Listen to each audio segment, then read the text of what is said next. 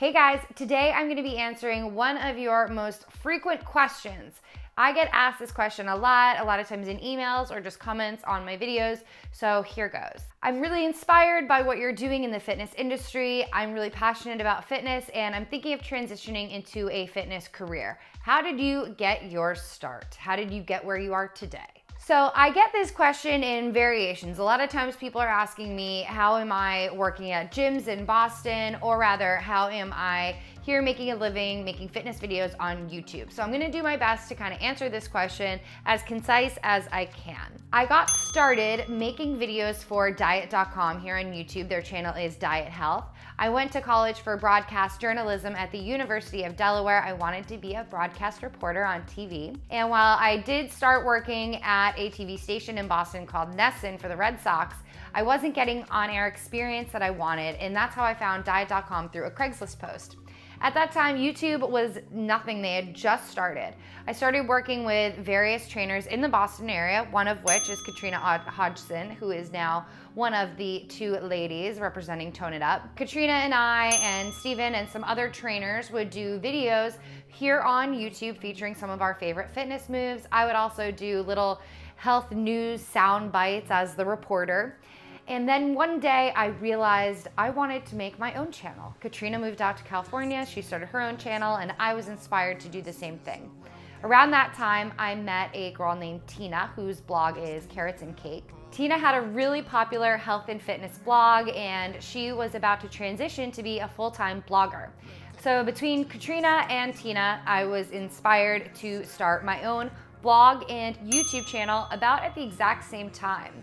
Not too long after that, the housing market crashed and Diet.com was looking to scale back their workforce. So I volunteered to go part-time with them and then on the side try to really build my own brand. So that break from working full-time is really what allowed me to put all of my eggs in that basket towards making it on my own. During that time, I registered to take the ACSM, American College of Sports Medicine, personal training certificate. So I studied my butt off. This test was what was gonna allow me to be a personal trainer. I decided that if I was gonna be making fitness videos on YouTube, I needed to have some expertise. Not too long after, I passed the exam and I started working at a gym in Boston. I kept continuing to do my own YouTube videos.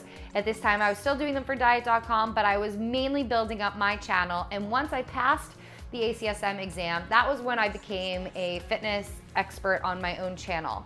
I continued to be a personal trainer, and then eventually I decided to go and become a certified health coach through the Institute of Integrative Nutrition so that I could actually give you guys some health advice with an educational background. So I enrolled in IIN, took me about a year to finish, and then I kind of started giving you guys health and nutrition advice. I really don't believe in giving advice if you do not have the proper credentials. I know that being a health coach is not the same as being a nutritionist or a dietitian. I don't claim to be, but I can give you guys recommendations based on what I did learn in these schools. While I was studying to get these certain credentials, I continued updating my blog regularly. I continued uploading new videos to my YouTube channel weekly.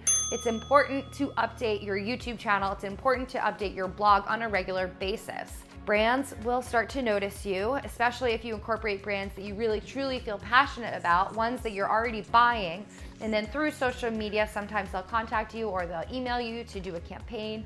And basically through these sponsored campaigns on my blog and my YouTube channel, with my personal training here in Boston, I am able to earn a living, to make a living, a comfortable living, enjoy what I do, make my own schedule, and be my own boss. So when people ask how I got where I am, it was a slow process. Training, taking the tests, it takes a lot of time. And building up your audience on your blog or YouTube channel takes even more time. Consistency is key. Know what you're talking about, be passionate, and interact with the people that are watching your videos or are reading your blog. If someone leaves a comment asking you a question, you better make sure that you go and you answer that question. I know it's hard sometimes here on YouTube to answer all of the questions that I get, but if I see your question, I will answer it. So I started my blog in about 2008 and I went on my own. I stopped working with Dietcom in about 2011. So I've been completely working for Sarah Fit full-time for about 3.5, 4 years now, which is pretty incredible if you ask me. I love being my own boss. My favorite thing about being my own boss is being able to take time off to go travel when I want and being able to sleep in when I want to. However, I do train in the mornings 4 days a week, so I really don't get to sleep in all that often, as much as I wish that I could. So starting your own YouTube channel and blog may seem overwhelming and expensive, and it can be.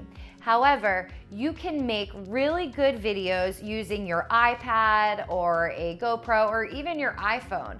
iMovie has really come a long way, and you can edit some pretty good videos just using a free application that comes on your computer.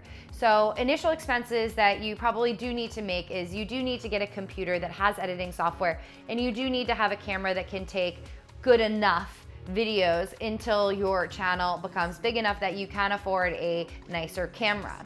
Now, sometimes if I'm short on time, I will just take video with my iPad, and if you have great lighting, it looks really damn good. If you want to start a blog on a budget, Tumblr was an awesome resource for me. I do like the WordPress format better than Tumblr. However, if you buy a domain for $8 a year, I have links where you can buy domains down below.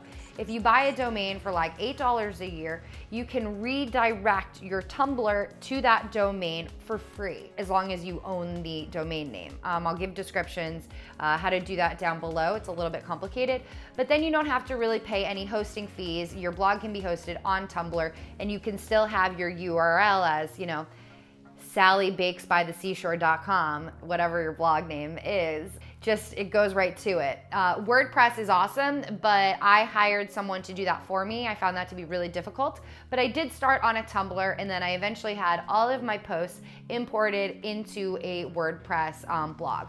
WordPress is awesome for search engine optimization, and if you are serious and you want to go all in and make this really good, I would recommend going on WordPress. You could even put up a Facebook status and say, hey guys, to all your friends, I want to start a blog. Does anybody know anyone that can help me? I'm sure that you have 1 or 2 or 10 friends that know just how to do this.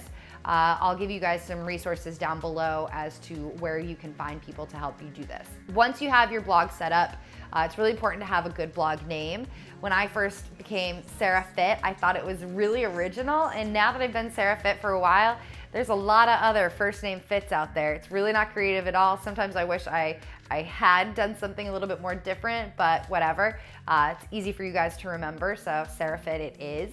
And it's been a really fun journey, and I've never regretted once starting my blog. You have to be able to take some negative criticism. People are always going to criticize you on YouTube. People every other day will say, oh, you look fat. Why am I going to take health and weight loss advice from a fatty like you?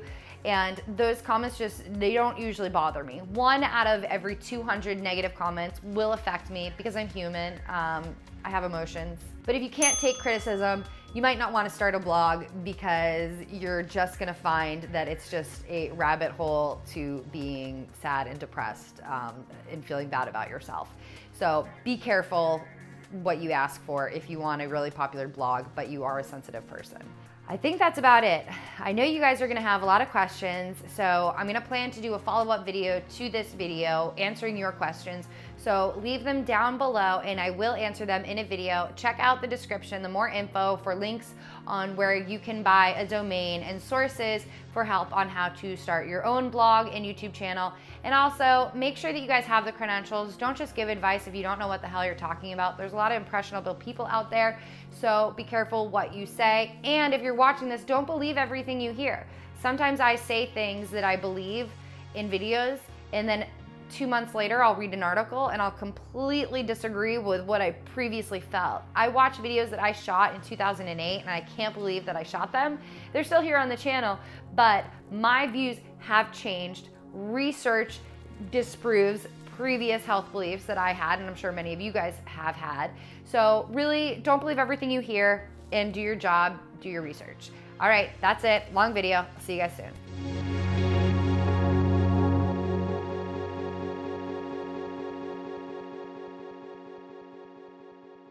You can do a lot of the things on your own. Did it just get really dark? Yes.